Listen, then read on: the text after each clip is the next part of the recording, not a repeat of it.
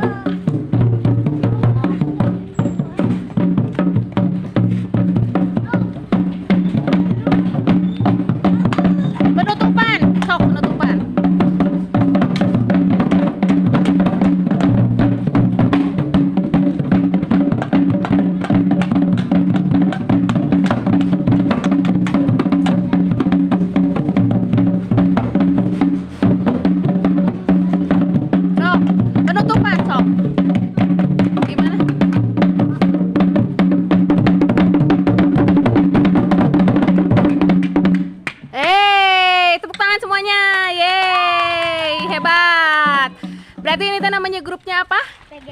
PGA. PMG teh apa? Putra, Mekar, Gumilang. Putra, Mekar, Gumilang. Oke, nah ini adalah teman-teman semua sobat seni di rumah. Ini adalah contoh karya seni anak-anak yang mencintai akan kesenian dari Sunda, kesenian Sunda, yaitu dog-dog. Mereka benar-benar belajar, tapi untuk usia saat ini mereka udah hebat, udah bagus. Oke anak-anak, terima kasih. Latihan terus, jaga kekompakan. Nanti kita ketemu lagi, oke? Ya, jangan lupa apa? Like, komen, dan subscribe Channelnya siapa? Emak Busterr. Terima kasih.